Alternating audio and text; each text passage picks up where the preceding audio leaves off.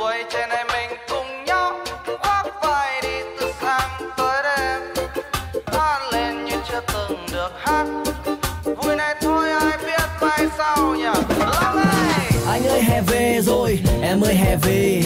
Đông qua lâu rồi anh em đặt chén rượu xuống cho bớt lè nhẹ. Anh cởi bộ comple, em tháo khăn quàng cổ. Anh tạm rời bàn làm việc cùng em xuống phố đón mùa phượng nở.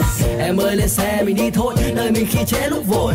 Bao lâu rồi ta không nghỉ ngơi, để thân thể réo hụt hơi. Tuổi trẻ có được bao nhiêu nào, chớp mắt đã 30 rồi. Lần cuối mình ngồi với nhau từ khi nào mà vẫn phải chờ đợi. Em ơi loài người này rất vội, em ơi cứ sống sao cho mình thấy vui. Sống như ta chưa từng được sống, cầm bàn tay nhau đi qua đêm dài. quay trên này mình cùng nhau khoác vai đi từ sáng tới đêm, hát lên như chưa từng được hát. Vui này thôi ai biết mai sau. Em ơi, đời loài người này ngắn lắm, cứ chi ai ôm hết âu lo. Sống như ta chưa từng được sống, cầm bàn tay nhau đi qua đêm dài. Em ơi, dù cho mai này có ra sao thì em hãy nhớ bấy nhiêu sầu lo sẽ qua màu.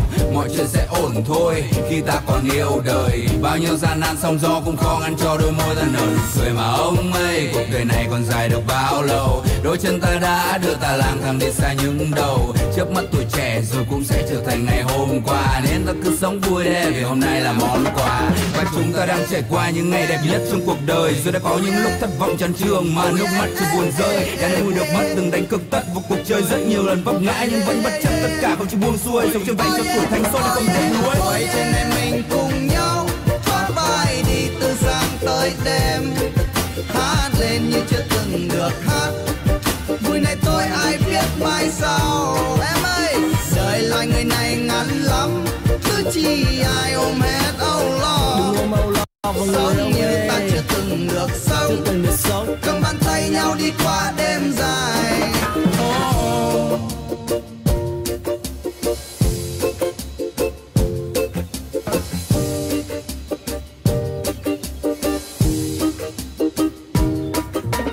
Em ơi lo chi ngày dài, chỉ cần chúng ta tử tế với nhau.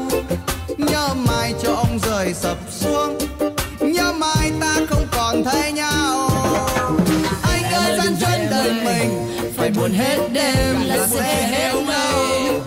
Khoác vai anh em này đi tiếp, trước mắt ta con đường vẫn đường. Còn lại trên này mình cùng nhau khoác vai đi từ sáng tới đêm, hát lên như chưa từng được hát. Vui này thôi ai biết mai sau. Đời loài người này ngắn lắm, cứ chi ai ôm hết âu lo. Sống như ta chưa từng được sống, cầm bàn tay nhau đi qua đêm dài. Trên này mình cùng nhau khoác vai đi từ sáng tới đêm, hát lên như chưa từng được hát. Vui này thôi ai biết mai sau. Đời loài người này ngắn lắm, cứ chi ai ôm hết âu lo. Sống như ta chưa từng được sống, cầm bàn tay nhau đi qua đêm dài.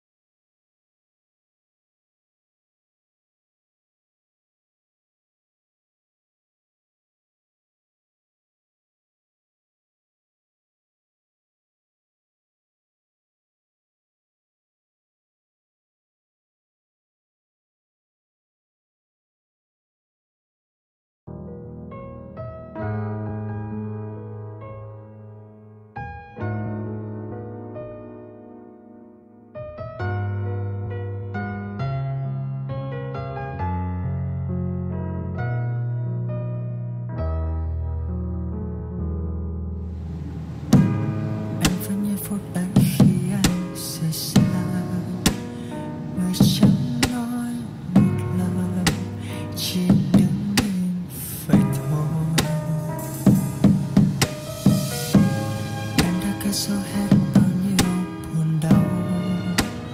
Còn ký